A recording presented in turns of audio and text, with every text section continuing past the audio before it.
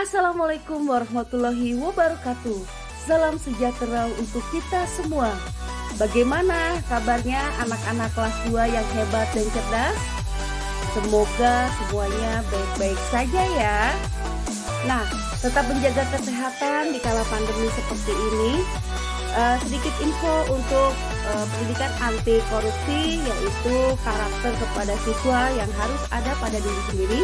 Yang pertama, kita harus bisa bersikap sederhana, bertanggung jawab, peduli, berani, mandiri, jujur, disiplin, adil, dan bekerja keras.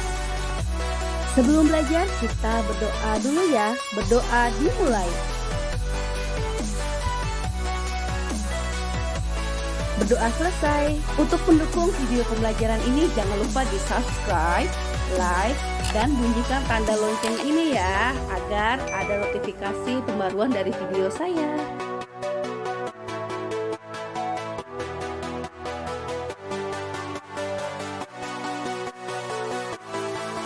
Baik anak-anak, pada pembelajaran kali ini yaitu tema 1 hidup rukun, tema 4 hidup rukun di masyarakat pada pembelajaran ke-6. Nah, sebelum kita belajar, kita tetap semangat untuk SBking lebih dulu ya. Oke, yuk kita mulai. Halo anak-anak, kita SBking tentang good morning. Oke, kita mulai ya. Posisi mulai. Good morning everybody, how are you? Just fine. Good morning everybody, how are you? Just fine. Good morning to me, good morning to you. Good morning everybody, how are you? Just fine. Pembelajaran 6 di halaman 175 di bukumu.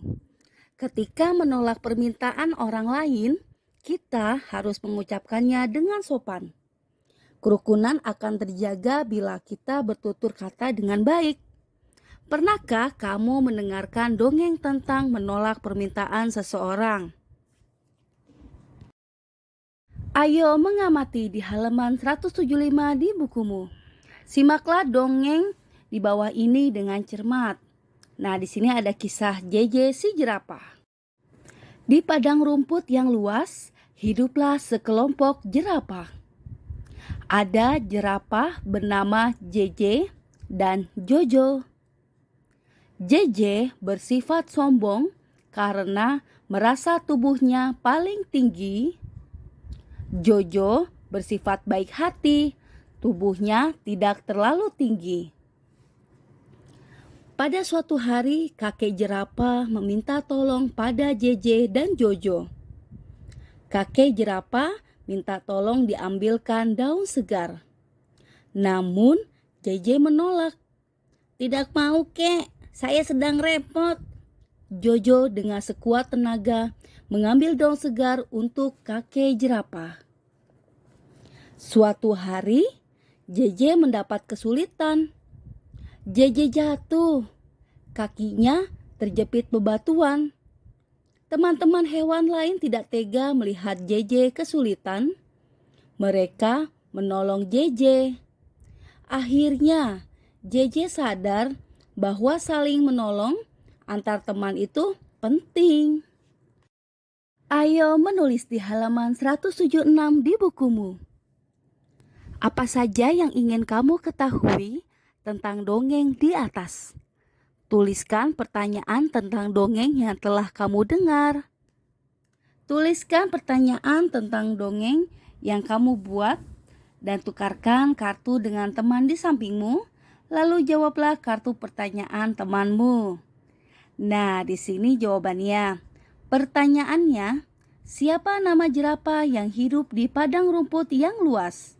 Jawabannya, Jojo dan JJ. Pertanyaan kedua, bagaimana sifat JJ? Jawabannya, sombong. Pertanyaan ketiga, mengapa sifat JJ sombong? Jawabannya, karena merasa tubuhnya paling tinggi. Pertanyaan selanjutnya, bagaimana sifat Jojo? Jawabannya, Jojo bersifat baik hati. Pertanyaan selanjutnya, apa yang menyadarkan JJ? Jawabannya, suatu hari JJ mendapat kesulitan. JJ jatuh, kakinya terjepit bebatuan. Teman-teman hewan lain tidak tega melihat JJ kesulitan. Mereka menolong JJ. Akhirnya, JJ sadar bahwa saling menolong atau tolong-menolong antar teman itu sangat penting. Tuliskan kalimat penolakan yang terdapat pada dongeng. Jawabannya, tidak mau kek, saya sedang repot. Dalam dongeng terdapat sikap gotong royong. Selain itu, terdapat sikap adil dalam menolong orang lain. Sikap tersebut sesuai dengan pengalaman sila keempat dan kelima Pancasila. Nah, hubungkan gambar pengalaman sila Pancasila dengan sila Pancasila yang sesuai. Ini gambarnya dan sudah Bu Desi jawab ya. Oke, silakan disimak kembali. Tuliskan contoh lain yang sesuai sila keempat atau kelima di masyarakat. Nah, sila keempat, 1. Mengikuti acara yang diselenggarakan RT atau RW setempat. 2. Bersikap sopan santun terhadap tetangga rumah. 3. Ikut melaksanakan hasil keputusan dalam musyawarah warga. 4. Ikut memberikan pendapat dalam musyawarah di lingkungan rumah. 5. Mendengarkan pendapat orang lain dengan seksama dan tidak menyelanya. Nah, untuk ini sila kelima, 1. Membantu teman yang sedang memerlukan bantuan. 2. Bersikap adil terhadap sesama teman. 3. Menghargai teman yang berbeda suku dan agama. 4. Menghindari sikap membeda-bedakan antar teman. 5. Menanamkan sikap ikhlas dalam membantu sesama. 6. Menghargai hasil karya teman. 7. Menghindari sikap sombong terhadap teman yang berbeda suku atau agama dengan kita. Ceritakan tentang pengalaman menerapkan nilai-nilai Pancasila, sila keempat atau kelima di masyarakat. Sampaikan pengalamanmu di depan kelas dengan rasa percaya diri. Nah, anak-anak, ini soal cerita dengan penyelesaian di bawah ini. Setelah itu selesaikan soal cerita buatanmu ya. Nah, ini Bu Desi sudah memberikan contoh soal penerapan sila keempat di masyarakat. Nah, ini contohnya diambil pada saat menjelang Hari Kemerdekaan Republik Indonesia. Di komplek kami selalu dilakukan dengan berbagai lomba 17 Agustus. Nah, meskipun saat ini sedang PPKM dan di masa pandemi, sehingga tidak bisa dilaksanakan. Namun tidak apa-apa, tidak mematahkan rasa semangat, tapi kami tetap mengikuti lomba yaitu secara virtual.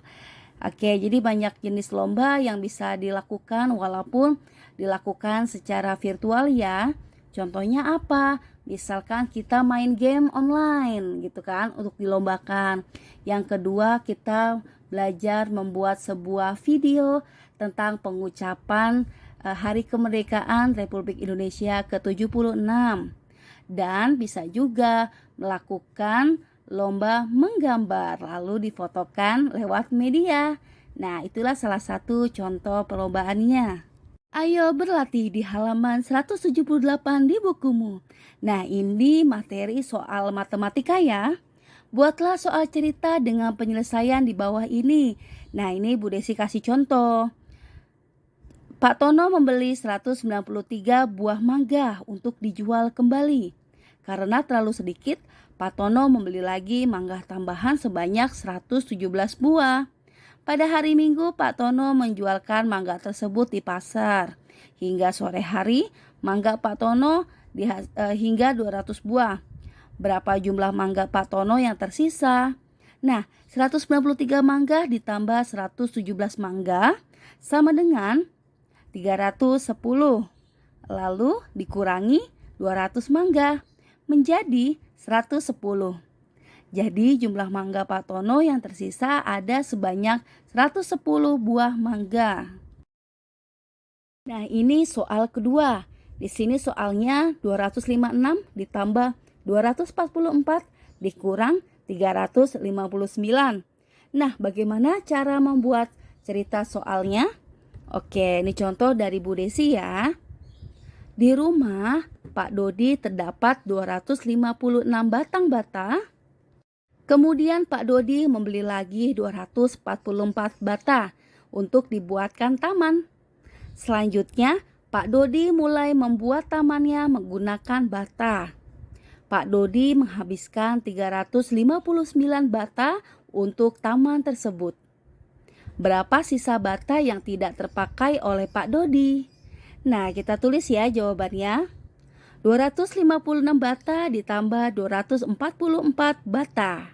Kita tambahkan dan hasilnya adalah 500 bata. Lalu dikurangin ya karena dipakai, berjumlah 359. Nah, sama dengan 141. Jadi, sisa bata yang tidak terpakai oleh Pak Dodi ada sebanyak 141 bata. Nah, ini soal nomor ketiga. Di sini ada 367 dikurang 113 ditambah 250. Bagaimana sih membuat soal ceritanya? Oke, kita lihat ya. Tony mempunyai banyak kelereng. Kelerengnya berjumlah 367 butir. Hari itu dia main kelereng bersama Benny. Tony dikalahkan oleh Benny, sehingga harus menyerahkan kelereng miliknya sebanyak 113 butir kepada Benny. Sepulang bermain, Tony pergi ke pasar dan membeli kelereng baru sebanyak 250 butir. Berapakah jumlah kelereng Tony saat ini? Nah, kita coba ya caranya. 367 butir kelereng dikurang 113 butir kelereng ditambah 250 butir. 367 dikurang 113 hasilnya 254. Setelah itu ditambahkan 250 menjadi 504. Jadi jumlah kelereng Tony sekarang ada sebanyak 504 butir kelereng. Nah, lanjut ya di soal berikutnya nomor 4. Ada 298 dikurang 147 ditambah 199. Ini cara membuat soal ceritanya. Contohnya dari Bu Desi.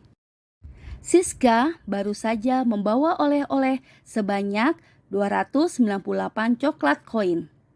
Ia membagikan coklat koin tersebut kepada teman-temannya sebanyak 147 buah. Karena merasa kurang, Siska meminta kepada kakak untuk mengirimkan coklat tambahan dari rumah sebanyak 199 bungkus lagi. Berapa jumlah coklat koin Siska setelah kakak mengirimkan coklat tambahan? Nah, caranya seperti ini ya. 298 coklat dikurang 147 coklat ditambah 199 coklat. Baik, kita kurung dulu ya yang awal mula. 298 coklat dikurang 147 coklat hasilnya 151 koin coklat. Ditambah dari kakak ya 199, jumlahnya 350. Jadi saat ini jumlah koin coklat milik Siska berjumlah 350 koin coklat. Baik, pelajaran sudah selesai. Halaman 179 kegiatan bersama orang tua. Siswa mencari gambar yang sesuai dengan pengamalan sila keempat atau kelima di masyarakat. Lalu menempelkan gambar di buku. Nah, anak-anak, pembelajaran telah selesai tema 1 subtema 4 pada pembelajaran 6. Terima kasih. Sebelum kita menutup pembelajaran ini, kita refleksi diri dengan ice breaking ya, biar tambah semangat dan tidak lupa akan materi pelajaran hari ini. Yuk kita coba. Manfaat ice breaking itu bagus banget loh ya. Oke anak-anak, kita sebelumnya melakukan ice breaking terlebih dahulu ya. Oke, ikuti Bu Desi. Ini namanya jari apa? Ini namanya jari telunjuk. Apa kata jari telunjuk?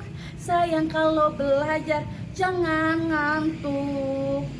Ini namanya jari jempol. Ini namanya jari jempol.